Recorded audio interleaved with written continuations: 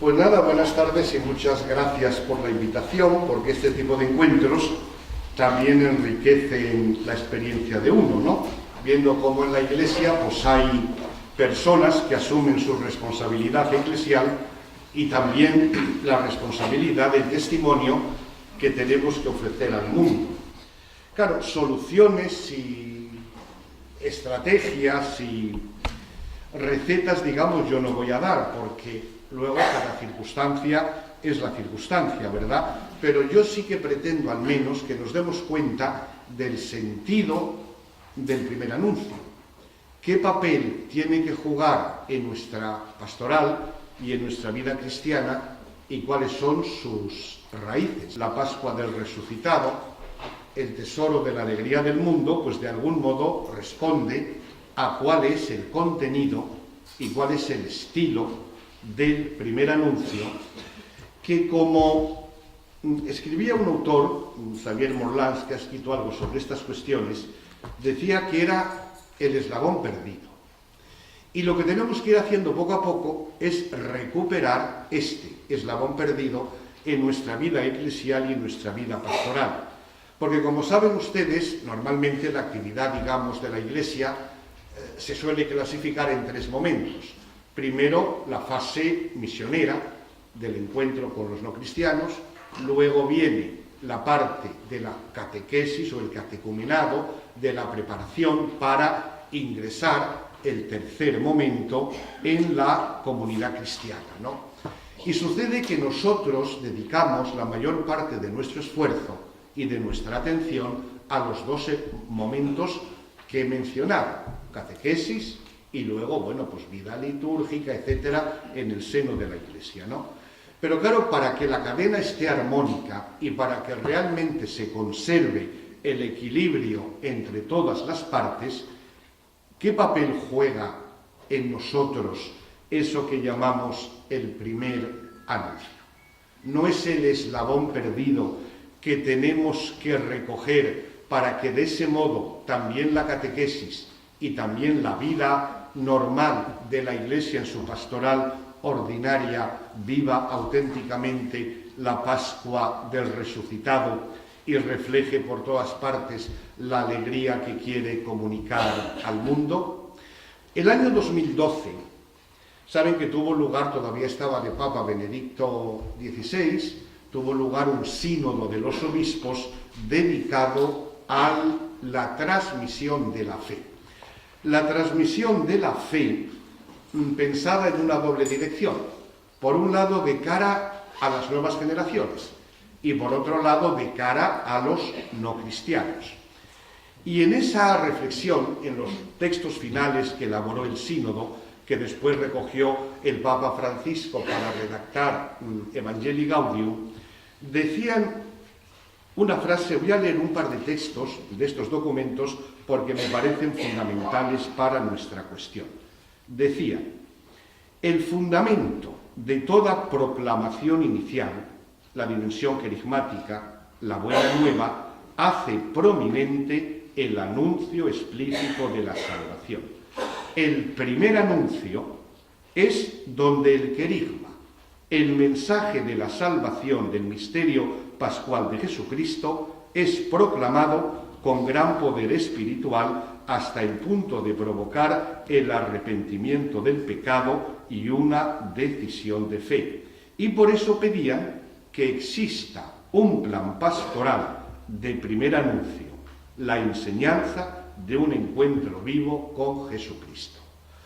Uno se pregunta, ¿un plan pastoral de primer anuncio o un plan pastoral en el que el primer anuncio ocupe el papel que le corresponde? Ven aquí el esquema, que es muy amplio. En algunos puntos voy a hacer simplemente alusiones, pero para que se vea la perspectiva de conjunto me parece que es importante señalar estos aspectos a la luz del texto que hemos leído, y luego otro texto me parece a mí fundamental también de este sínodo que comentaré después. En primer lugar, y de esto ayer ya les hablaron, por tanto no hay que insistir mucho en esa frase que ya decía Pablo VI en Evangelii Nunciandi, que el gran drama de nuestro tiempo es la distancia entre la Iglesia o el Evangelio y la cultura, ¿no? Es precisamente el crecimiento de esta distancia lo que ha ido provocando en los últimos decenios en el conjunto de la Iglesia la llamada a la urgencia de la evangelización o de la nueva evangelización o también cada vez más recientemente del primer anuncio, precisamente porque en esa distancia hay cada vez más personas que se encuentran al margen del ámbito de la fe. Esta evolución de la cultura y de la sociedad que vivimos nos lleva a una situación en la cual la fe pierde su carácter de evidencia. Y esto me parece que es algo importante, ¿no? Simplemente que nos demos cuenta de que la fe no existe en un lugar como existen los árboles. Yo suelo decir a veces que en Burgos da la impresión de que la gente piensa que la catedral es tan antigua como el río Arlanzón. Y resulta que no. Hubo un tiempo en el cual existía el Arlanzón y no la catedral, porque no había una comunidad cristiana, ¿no? Y esta constatación nos ayuda a descubrir un aspecto fundamental que a veces no lo valoramos porque si pensamos que la fe se transmite de modo automático, igual que surgen las plantas, entonces olvidamos valorar que la fe es un acontecimiento de gracia y de libertad. Y esta experiencia en cada uno y en los demás debemos recuperarla y darle toda su importancia porque evidentemente desajusta, ¿no?, nuestro modo de situarnos, pero por otro lado nos permite entrar de un modo más genuino en lo que es realmente la revelación de Dios y la respuesta del ser humano en libertad. Ahí se produce el enorme misterio que experimenta cada uno, pero que tenemos que saber también que se experimenta en los demás, porque la fe no es algo que hay que dar por supuesto, no es algo que se da por descontado, es un milagro y es un acontecimiento. Entonces, cuando eso se produce, o cuando esta experiencia altera nuestro modo de situarnos ante la realidad en estos países nuestros, ¿cuál es la actitud que adoptamos? Porque se abre una alternativa, o bien seguir en la rutina o en la resignación como que no hubiera pasado nada, o por el contrario, recuperar el gozo de evangelizar y de comunicar la propia experiencia, ¿no? Y esta es la alternativa en la que yo creo que nos encontramos en la vida normal de las iglesias. Bien, una vez dicho esto, conviene mencionar los presupuestos para comprender el sentido del primer anuncio. Y entonces aquí también nos cuesta un enorme esfuerzo, pero hay que insistir. Cuando hablamos de primer anuncio, los que me oyen, ¿en quién piensan? ¿En el primer anuncio dirigido a nosotros? ¿O por el contrario, cuando hablamos de primer anuncio, estamos hablando de nosotros? Porque aquí también hay otra encrucijada. Si cuando yo digo primer anuncio, lo que estoy pensando, ahí están los otros, a ver cómo los convenzo, ya el proceso queda, a mi modo de ver, pervertido, ¿no? Y les voy a leer ese otro texto que comentaba del sínodo del año 2012, que viene precisamente en esta dirección. Decían los obispos: la cuestión del primer anuncio, o de nueva evangelización si quieren, no es una cuestión de estrategia pastoral, sino de verificación eclesiológica. Cuestiona a toda la Iglesia en su ser y en su vivir. Se refiere a la capacidad o a la incapacidad de la Iglesia para configurarse como real comunidad y como verdadera fraternidad. El primer anuncio no consiste en mirar al otro, a ver, repito, cómo lo convenzo o cómo lo atraigo. Es una cuestión que nos afecta a nosotros, de verificación eclesiológica. que en el fondo consiste en decir, nuestra Iglesia, nuestras comunidades parroquiales, es decir, yo o nosotros, estamos dispuestos, decían los obispos, a atravesar y a recorrer los escenarios que hoy forman parte de la vida humana. Por eso es por lo que no se trata fundamentalmente de métodos o de estrategias, sino de ver qué tipo de iglesia somos o cómo somos como iglesia, o si de verdad reflejamos lo que tiene que ser la iglesia. De tal manera que entonces veamos a la iglesia y por tanto a nosotros como iglesia, que nos veamos en el dinamismo de la evangelización. Después del Concilio Vaticano II se ha ido dando un proceso en el cual la evangelización ha pasado a formar parte de las preocupaciones, de las ideas, etcétera, fundamentales de la Iglesia. De tal manera que podríamos decir que la evangelización ha pasado a situarse en el corazón de la Iglesia, lo cual no está mal.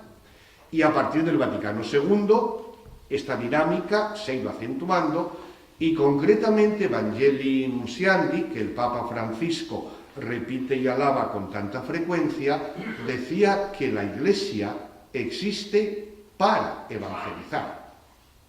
Incluso más decía, la alegría de la Iglesia está en evangelizar. Bueno, pero si ahí se ve que la evangelización pasa al corazón de la Iglesia, a mí me parece que estamos ahora en una situación en la que hay que dar el paso a ver que la Iglesia se encuentra en el corazón de la evangelización. La Iglesia surge del dinamismo de la evangelización. Y tendríamos que recuperar, así como hablábamos antes de un eslabón perdido, un gran eclesiólogo italiano, Severino Dianiz, habla de el momento mágico de la evangelización. Y él dice que no podremos entender lo que es la evangelización si no pensamos o nos situamos, y claro, es muy difícil en nuestros contextos, ¿no? Si no nos situamos en el momento en el cual no había iglesia. Claro, los misioneros, muchos tienen esta experiencia directa. Había un momento en que no había iglesia en Burgos, ni en Santander, y en Burgos estaba el río, y aquí estaba el mar, pero no había iglesia, y a lo mejor había gente. Entonces, el momento mágico consiste en descubrir por qué ha sucedido para que surja la iglesia. Evidentemente surge la iglesia pues porque alguien viene de fuera, un misionero, cuenta una historia, transmite una experiencia, convoca, etcétera, etcétera. Así surge la iglesia. Ahora, si damos por supuesto que la iglesia tiene que estar porque está desde siempre, no habremos conseguido entrar en esa dinámica de lo que es evangelizar, que es lo que hace que exista la iglesia y lo que hace que siga permanentemente la iglesia. Y entonces se plantea la pregunta, evangelizar entonces tiene que ser visto como un gozo o como una carga. Porque evidentemente si evangelizar es el gozo y la dicha de la iglesia, como decía Pablo VI, entonces lógicamente aquel que se siente miembro de la iglesia participa de esa magia de dar origen a algo que no existía o de participar en algo que está creando futuro o abriendo caminos, ¿no? Y aquí vemos de nuevo ese aspecto de la verificación eclesiológica. Sentimos el gozo de vivir en un tiempo en el cual, en vez de ser todos cristianos, hay gente que no es cristiana. Y por eso en ese momento nosotros sabemos que tenemos algo que aportar y algo que ofrecer. Entonces, desde estos presupuestos, creo que se puede entender el sentido genuino del primer anuncio, ¿no? Es decir, que la Iglesia va saliendo, va surgiendo, va existiendo en la medida en que ofrece este anuncio cuando la fe se hace comunicación y cuando la fe se hace oferta. ¿Por qué la fe no es algo que se transmite? Pues claro, si decimos, por ejemplo, transmisión de la fe, esa expresión ¿cómo suena en nuestras cabezas? Pues seguramente que yo tengo una cosa y se la paso a otro. La fe es un chisme, un aparato, una serie de verdades o qué sé yo, que lo cojo y se lo paso a otro. Pero claro, nos damos cuenta de que eso no es así, de que la fe no es una cosa. La fe es una experiencia. Como decía Benedicto XVI tan hermosamente al comenzar Deus Caritas es, y que también repite frecuentemente Francisco, la fe surge de un encuentro personal. Surge como un acontecimiento en el cual yo me encuentro con alguien, o mejor dicho, yo soy encontrado por alguien, y precisamente porque yo soy encontrado por alguien que me ha amado antes, es por lo que mi vida queda transfigurada y queda transformada. Y por eso podemos entender, y también en esto insistía, Benedicto XVI, ya cuando era teólogo, Ratzinger, en alguno de sus primeros libros, escribía algo que a mí me parece que es absolutamente fundamental, porque es ir al núcleo del primer anuncio. Él decía que la fe es en el fondo una experiencia de alegría. O dicho de otro modo, la alegría es la experiencia humana que mejor nos permite entender lo que es la fe. Porque si alguien me encuentra, y alguien me encuentra manifestándome un amor que me asombra y que me admira, entonces eso es lo que cambia mi vida y le da sentido y le da horizonte. Por tanto, no podría haber auténticamente cristiano que no parta de esta experiencia de alegría, ¿no? Y por tanto, esto es lo que constituye el núcleo del querigma. Anunciar que alguien, Jesús, el resucitado, que murió amando hasta el extremo y que resucitó mostrando el amor más grande que tiene el Padre, ese amor a mí me ha tocado, y por consiguiente eso es lo que es el núcleo, el querigma, ¿no? El núcleo del mensaje cristiano, el contenido central de la fe, y por eso es por lo que se traduce como un estilo, que es la actitud subjetiva que yo tengo en virtud de ese acontecimiento. Ya ven que si leen Evangelii Gaudium, el primer documento del Papa Francisco, se titula precisamente El gozo de evangelizar. Evangelizar es un gozo. Y ese gozo, dice también Francisco, tiene su fundamento y tiene su raíz, y por tanto su contenido lo tiene en el encuentro con el resucitado, que es lo que da motivos para la alegría. Por eso él insiste tantas veces, no os dejéis separar del resucitado, no os dejéis secuestrar la alegría de la resurrección.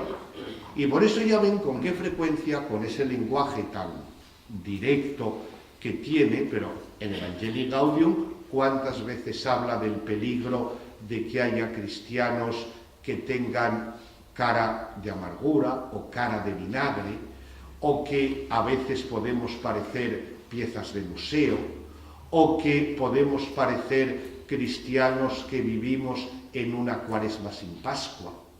En el fondo, lo que está diciendo es no os dejéis secuestrar la alegría que brota del encuentro con el resucitado, que es eso, la Pascua, la presencia de Dios en este mundo y que por eso es la fuente y el manantial de la alegría del mundo, que en el fondo es lo que la Iglesia puede ofrecer al mundo y no puede ofrecer otra cosa, ¿no?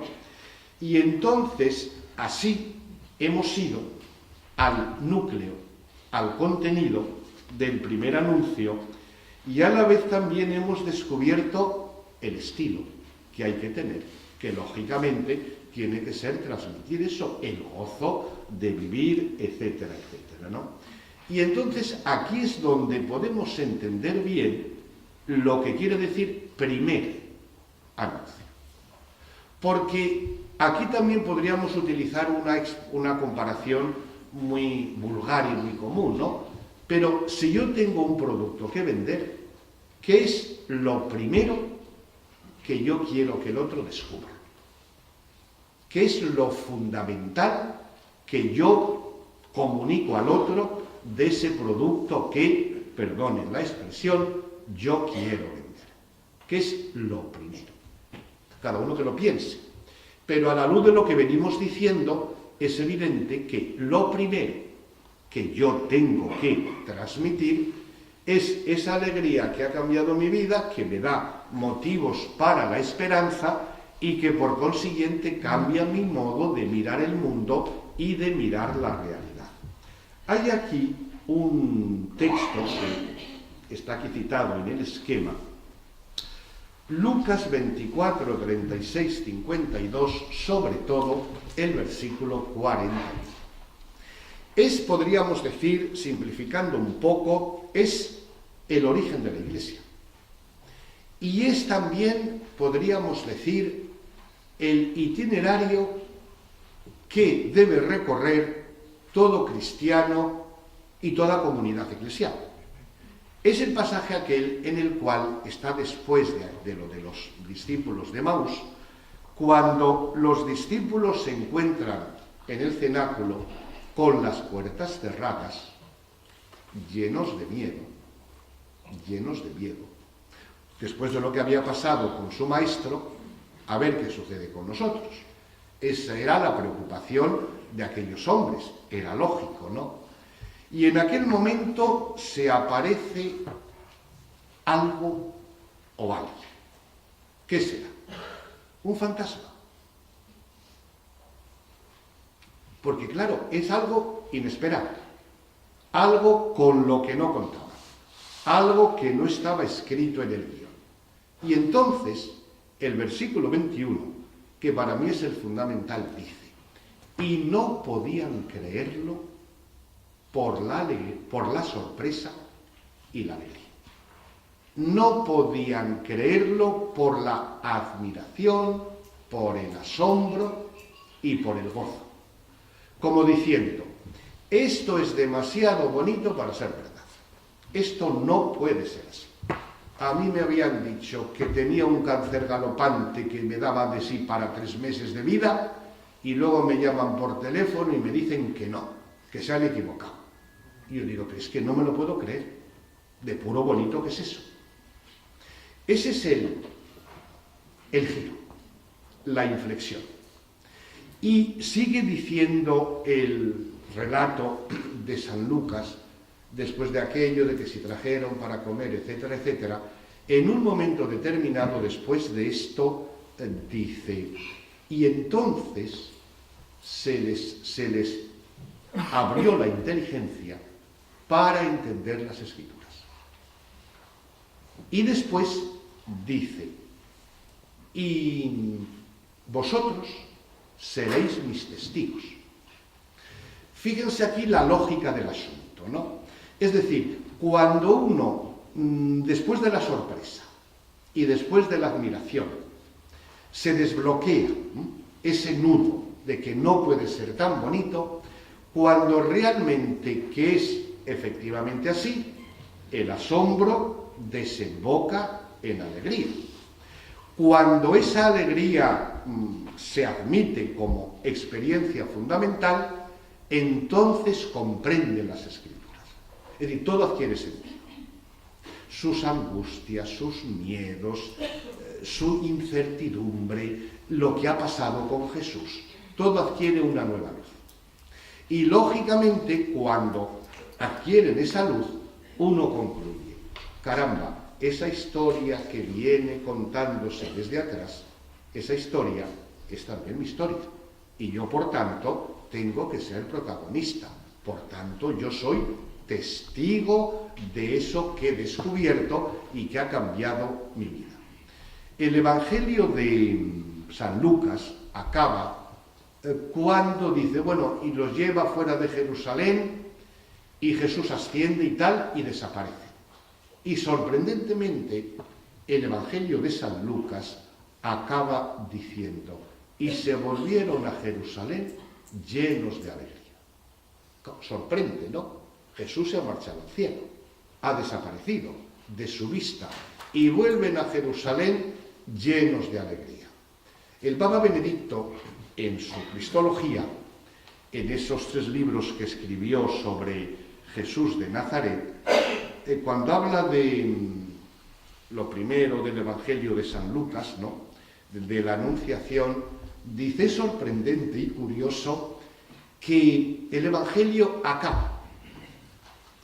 empieza con la alegría y acaba con la alegría.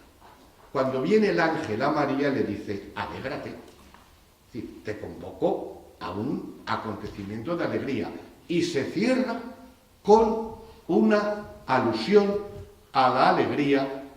Y el Papa Benedicto se pregunta, en la última página del libro que dedica a la pasión, muerte y resurrección, dice: ¿cómo se explica que, habiendo desaparecido Jesús de la vista, sin embargo vuelven llenos de alegría? Y él dice, bueno, claro, es comprensible, porque ese Jesús que asciende con los brazos abiertos. Con esos brazos abiertos, él está abrazando el mundo. Y concluye, y esta es la razón última de la alegría cristiana. Punto final.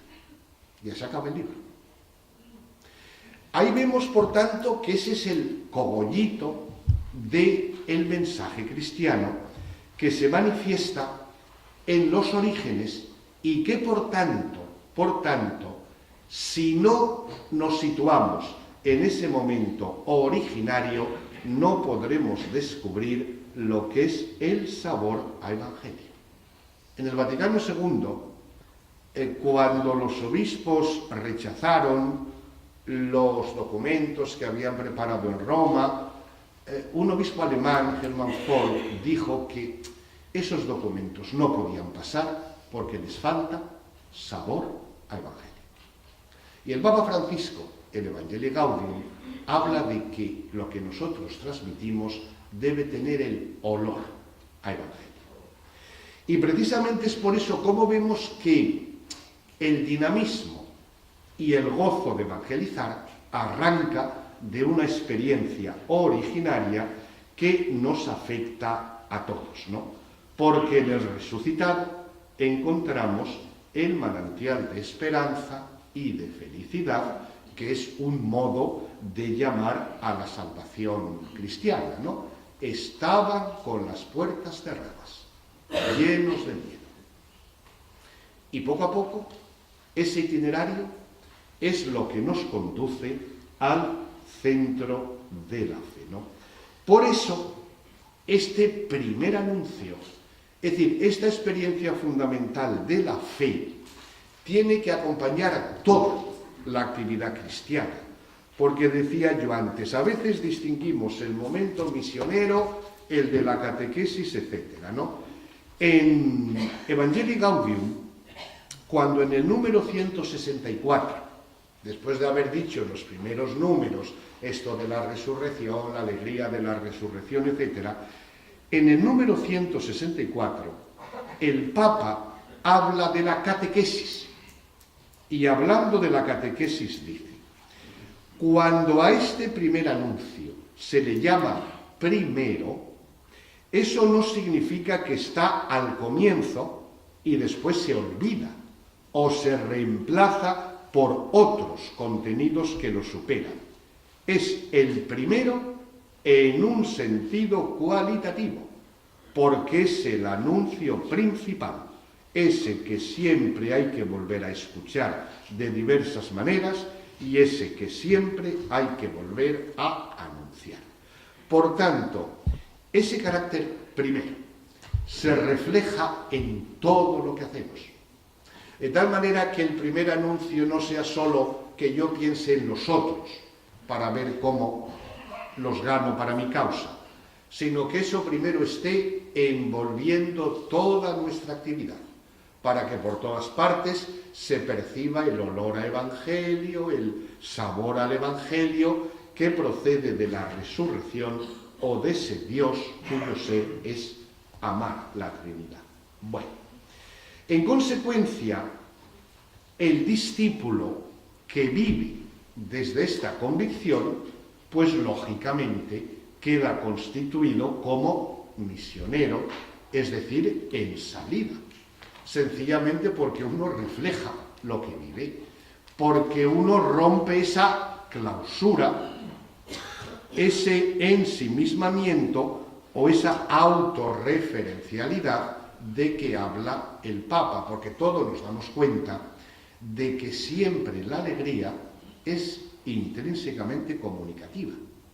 Es decir, si yo tengo la buena noticia de que ese cáncer que me dejaba solo 3 días de vida resulta que no es cierto, yo al primero que me encuentro conocido le invito a un café, porque hay algo que celebrar y porque hay algo que celebrar con gozo.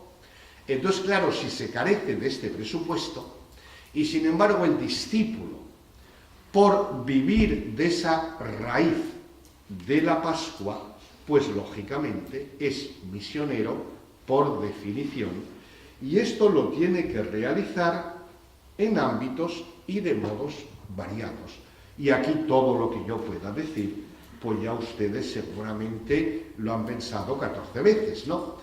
Pero es simplemente volver a verlo desde esta perspectiva. En primer lugar, como es normal, el encuentro personal en la vida cotidiana. La evangelización no es, y ya ves que algunos se lo han criticado al Papa Francisco, ¿no? Pero también lo había dicho Benedicto XVI abundantemente. La acción de la Iglesia o evangelizar no es proselitismo, es cuestión de atracción, es cuestión de seducción. Es decir, eso me atrae y me gusta y me convence. Y eso, lógicamente, no se puede hacer más que en el boca a boca o en el cuerpo a cuerpo, o en la caricia o en la cercanía de las manos que se cogen, como tantas veces insiste Francisco, ¿no? La caricia, el contacto, el ser realmente sensible en eso que podemos llamar lugares antropológicos. Es decir, esos momentos en los cuales las personas tienen unas experiencias especialmente intensas, el gozo de un hijo que nace, el gozo de un trabajo que se encuentra, de una curación que permite recuperar la salud, o en el sufrimiento de la enfermedad, o de la muerte de un ser querido. Es decir, esos lugares antropológicos, porque es donde la intimidad de la persona se manifiesta de un modo más directo, más transparente. Sabemos estar presentes, tenemos esa ternura o esa misericordia para estar presentes. Y por tanto, yo creo que el darnos cuenta de que el primer anuncio sí, es muy difícil, parece, pero por otro lado, a la luz de lo que venimos viendo, debería ser lo más sencillo, ¿no? Porque es siempre estar desde la propia experiencia, justamente en ese momento en que yo acompaño al otro y en que el otro puede plantear preguntas de determinado alcance, ¿no? Claro, a la luz de lo dicho, yo también doy mucha importancia como elemento de primer anuncio a la imagen de la Iglesia. Porque fíjense que para muchas personas, para muchísimas, el primer contacto que reciben con el Evangelio es lo que se dice de la Iglesia o lo que se dice de los cristianos en los medios de comunicación, en los periódicos, en los comentarios de las leyendas urbanas, ¿no? Es el primer contacto. Y entonces, claro, ese primer contacto deberíamos cuidarlo más. Porque la Iglesia, claro, desgraciadamente, en determinados momentos, los medios de comunicación acentúan noticias desagradables, ¿no? Pero bueno, también hay otro tipo de aspectos que los medios de comunicación reflejan: Cáritas, los misioneros, la solidaridad. Pero yo creo que eso deberíamos cuidarlo más. Porque yo a veces suelo decir, claro, la comparación también es casi una blasfemia, ¿verdad? Pero si el Corte Inglés tuviera, por ejemplo, los voluntarios de Cáritas, los catequistas, los misioneros, tendríamos a esa gente presente hasta en la sopa. Hombre, y nosotros algo tendríamos que aportar de esos métodos, ¿no? Igual también que el estilo de las comunidades eclesiales concretas. El estilo. Y puede parecer un poco sarcástico, ¿verdad? Pero a veces creo yo que habría que trabajar más, pensando en el primer anuncio, trabajar más en el modo, el estilo, el funcionamiento, el modo de presencia de nuestras comunidades eclesiales concretas. Porque eso va a ser también el lugar de contacto con mucha gente, ¿no? Y claro, que vean que son comunidades, bueno, con todas las pequeñeces que tenemos, ¿verdad? Pero que también vean un estilo, una actitud, una apertura, una acogida, de tal manera que esa verificación eclesiológica de que hablábamos antes debería ser también una verificación de nuestro estilo de iglesia, de que nos sintamos a gusto en la iglesia y que demos sensación de estar a gusto. O sea, un encuentro, por ejemplo, como este, ¿no? Que al principio del curso se junta una serie de gente, ¿verdad?, que se sienten nosotros, de tal manera que ese nosotros es el que va a empezar un recorrido de un curso nuevo. Entonces, el estar a gusto, el conocerse, el saber el nombre, todo este tipo de cosas, pues yo creo que es un elemento fundamental del primer anuncio. No solo porque los otros lo ven, sino también porque al sentirse a gusto en casa, uno habla con satisfacción de la propia casa y por tanto pues invita y acoge, etcétera, etcétera, ¿no? Y por eso también es lugar fundamental de primer anuncio lo que podríamos llamar los umbrales de la parroquia. Los umbrales de la parroquia, que son múltiples, porque a lo mejor, por un lado podemos decir, la parroquia es una institución pues muy estancada, etcétera, etcétera. Bien, pero por esas cosas de la vida, si la parroquia no va a la misión, las fronteras de la misión pasan por delante de la parroquia, porque cantidad de gente pasa. Y entonces me gusta recordar una frase muy bonita de Monseñor Banque, obispo que fue de Erfurt en la entonces Alemania Oriental, y decía: a nuestra Iglesia Católica en Alemania le falta algo. No es el dinero, tampoco creyentes. Le falta la convicción de poder ganar nuevos cristianos. Es nuestra carencia más dolorosa. En nuestras comunidades existe la idea de que misión es algo para África o Asia, pero no para Hamburgo, Múnich, Leipzig o Berlín. En la normalidad de los casos, confiamos para el aumento del número de cristianos en el bautismo de los niños pequeños. Yo tengo la visión de una iglesia que pueda volver a decir bienvenidos a nuevos cristianos. En esos casos es importante a quién encuentran en la entrada y cómo son acogidos. Pues ya ven, por un lado, qué sencillo, el primer anuncio. Esos que asisten a un funeral y no van a la iglesia, o los padres que vienen, vete a saber por qué, a pedir el bautismo, o a pedir la inscripción en la catequesis, o gente que pasa por la acera y simplemente entra a ver qué hay dentro. O sea, el poder encontrar a alguien que diga, bienvenidos. Ya ven qué experiencia humana más normal. Y esto, por eso vuelvo a lo mismo, ¿no? Que el primer anuncio, sí, es muy difícil, por un lado, pero por otro lado es lo más elemental, ¿no?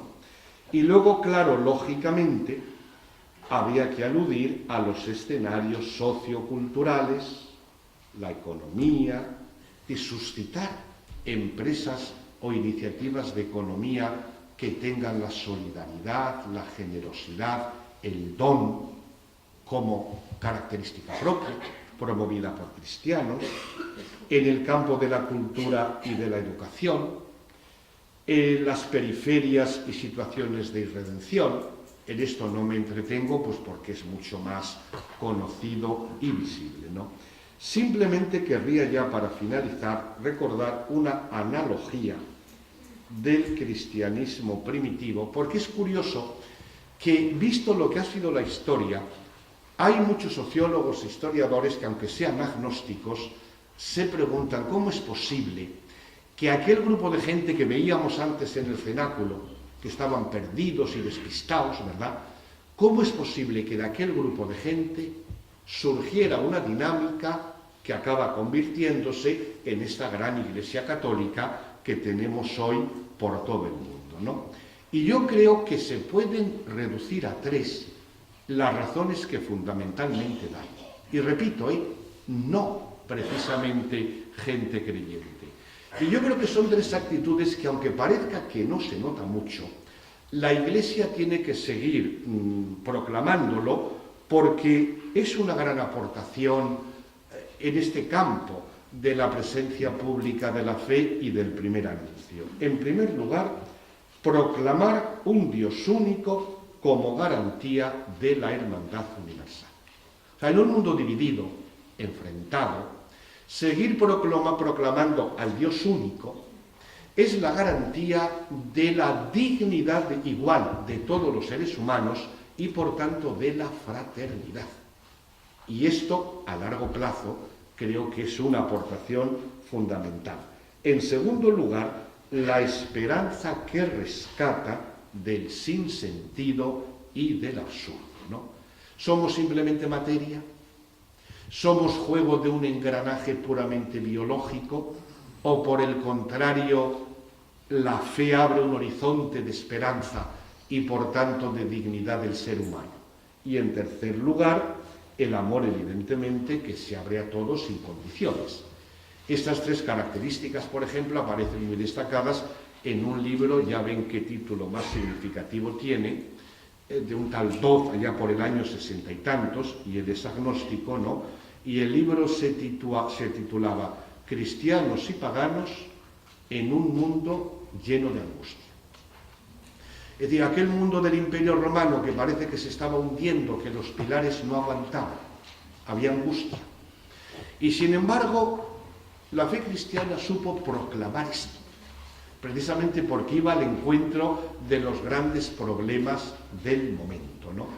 Y yo creo que en nuestro mundo, a pesar de todo, pues eso, hay angustias y tristezas, y la Iglesia tiene que proclamar con convicción, en la teoría y en la práctica, estas tres banderas, porque eso también creo yo que hoy es modo de evangelizar y de proclamar el primer anuncio. Y creo que ya es hora de acabar, así que con esto acabo y a ver si hay un ratillo de diálogo.